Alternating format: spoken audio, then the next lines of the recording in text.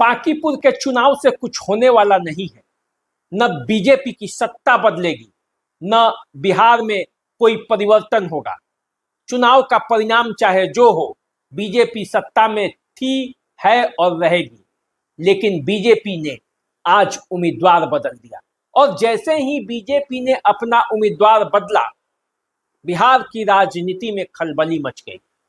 कहा जाने लगा कि बीजेपी ऐसा क्यों किया, क्यों अपने अभिषेक कुमार बंटी जो उम्मीदवार पहले उतारा था बीजेपी ने, उसे बदलकर नीरज सिन्हा को बांकीपुर से चुनाव लड़ाने के लिए अब घोषणा कर दी। क्यों आखिर बीजेपी को यह सब कुछ करना पड़ा? बांकीपुर का चुनावी राजनीति कहां जा रहा है, इस सब पर चर्चा करने के लिए आज मैं आपके सामने हाजिर हूं।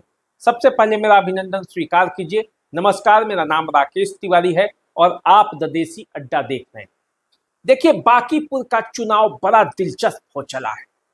बांकीपुर का चुनाव ऐसा हो चला है जिसकी चर्चा सुनना अब सब कोई चाहता है।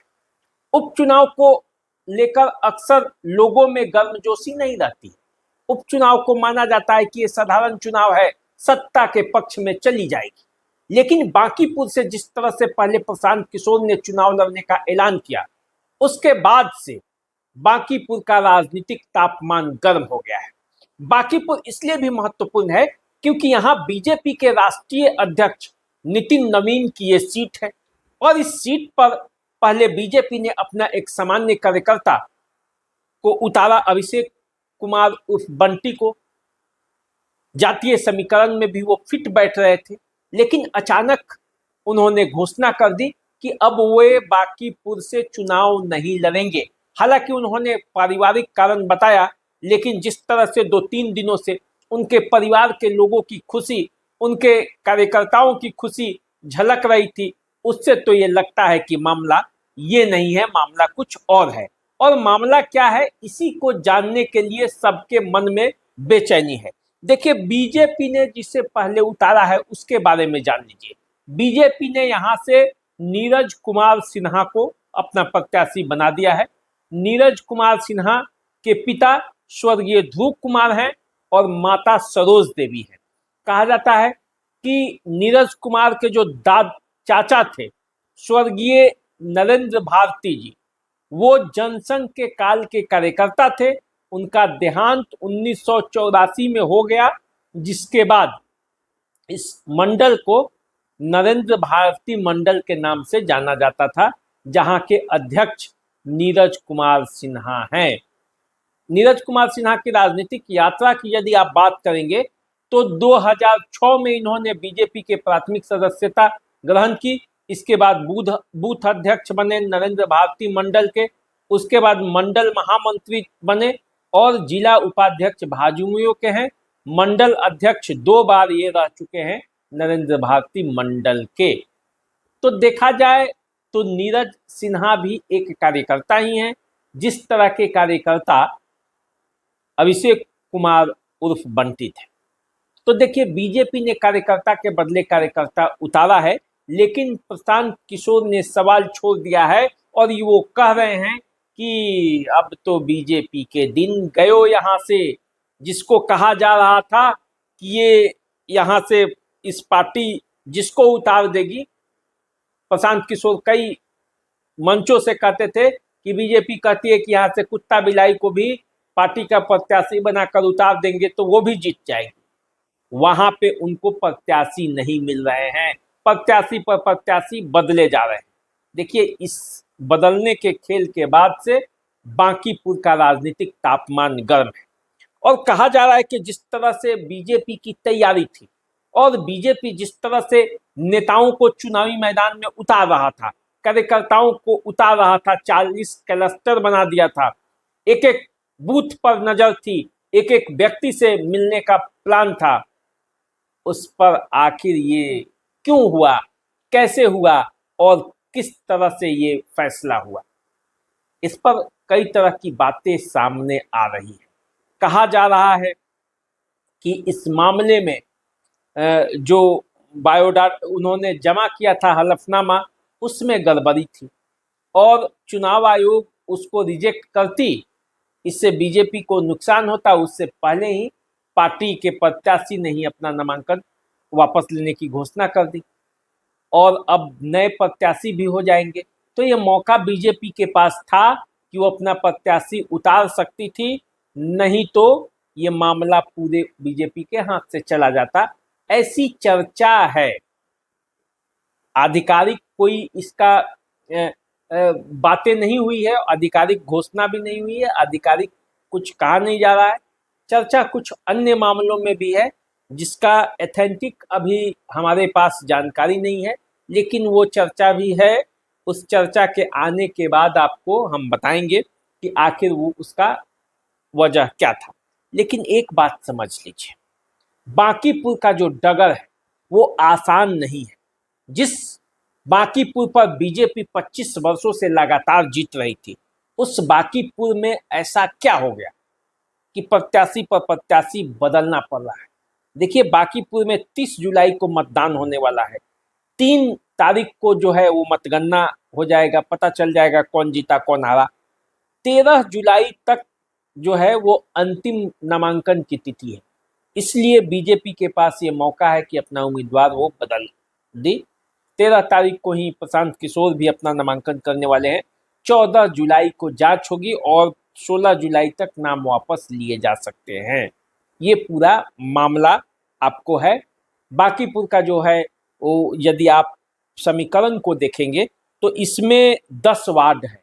बांकीपुर विधानसभा क्षेत्र में 4 वार्ड नंबर 4, 5, 7, 8, 9, 10, 11, 12, 13 और 15 वार्ड जो है ये बांकीपुर विधानसभा क्षेत्र के अंतर्गत आते हैं। सबसे दिलचस्प बात जानते हैं बांकीपुर में क्या है? एक तो उपचुनाव को लेकर लोगों में उत्साह नहीं होता। थोड़ा सा उत्साह प्रशांत किशोर के आने से हुआ था कि अब बीजेपी भी उसी तरह की तैयारी कर रही थी, कार्यकर्ताओं पर ऊर्जा झोंक रही थी। लेकिन अब बीजेपी ने जिस तरह से प्रत्याशी बदला है तो फिर हमको लगता है कि उदासीनता मतदाताओं में कहीं ना आ जाए।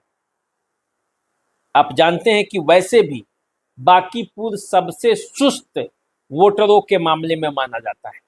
यहाँ के वोटर जो है वो घरों से निकलते नहीं है चुनाव के समय में। सबसे कम वोटर निकलने वाला ये क्षेत्र के रूप में आप इसे मान सकते हैं। बिहार का जो सबसे कम वोटर जहां निकलता है उसमें से एक ये क्षेत्र है। 2015 की यदि आप बात करेंगे तो मात्र 40.25% लोग यहाँ पे बाहर आकर वोट किए थे। 20 के यदि विधानसभा चुनाव की बात करेंगे तो 35.92% लोग ही आकर मतदान किए थे। 2024 के लोकसभा चुनाव की बात करेंगे तो इस पूरे क्षेत्र में 38.25% मतदाता बाहर निकलकर वोट किए थे। 2025 का जो चुनाव था जिसमें नितिन नवीन जीते थे और जो इस्तीफा दिए हैं उसमें 41.35% लोग आकर मतदान किए थे। तो आप समझ गए होंगे सुस्ती भी है इस विधानसभा क्षेत्र में मतदाताओं के बीच। तो अब जब एक तो उपचुनाव है, प्रत्याशी पर प्रत्याशी बदले जा रहे हैं, कम मतदान होता है यहाँ, वैसे स्थिति में बांकीपुर का चुनावी समीकरण कैसा होगा आप समझ सकते हैं। देखिए, यदि आप जातीय आंकड़ों की बात करेंगे तो बीजेपी ने कायस्थ उम्मीदवार को चुनावी मैदान में फिर उतारा है। पहले भी कायस्थ ही था, यहाँ कायस्थ जाति अच्छी खासी संख्या में है। भूमिहार, ब्राह्मण और पिछड़ा वर्ग भी यहाँ पे अच्छा खासा अपना प्रभाव रखता है। दलित और मुस्लिम मतदाताओं की भी अच्छी खासी संख्या है। अब जो है देखा जाए तो कुल मिलाकर बांकीपुर का जो चुनावी राजनीति है वो गर्म है। 95 के बाद 2026 में क्या कोई पार्टी बीजेपी को यहाँ से पराजित करेगी, ये सबसे बड़ा सवाल है।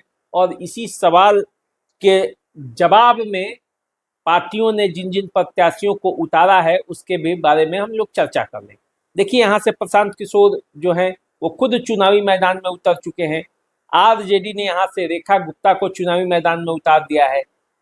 तेज प्रताप यादव की जो पार्टी है उसने बीना मानवी को चुनावी मैदान में उतारा है।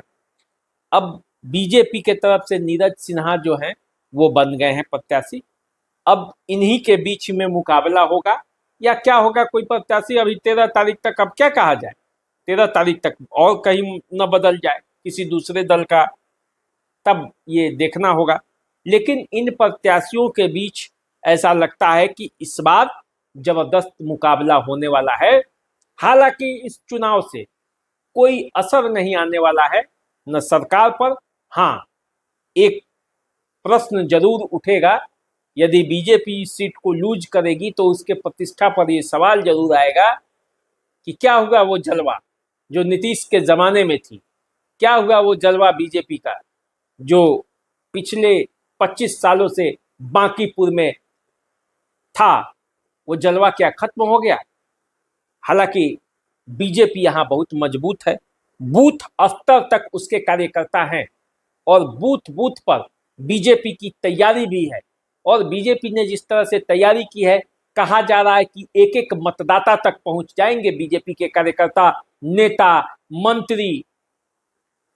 तो ऐसे में चुनाव तो बड़ा दिलचस्प है और बांकीपुर के चुनाव में क्या होगा, पल पल क्या समीकरण बदलेगा, प्रशांत किशोर किस तरह के दाव चलेंगे, प्रशांत किशोर किस तरह की बातें कहेंगे, ये सब आने वाले चुनाव में जो है उसको दिलचस्पी को बढ़ाएगा। तो चलिए आप हमारे साथ बने रहिए, देखते रहिए द देसी अड्डा। चैनल को सब्सक्राइब कर लीजिए, फेसबुक इंस्टाग्राम पे मैं फॉलो कीजिए। अभी दीजिए इजाजत, नमस्कार।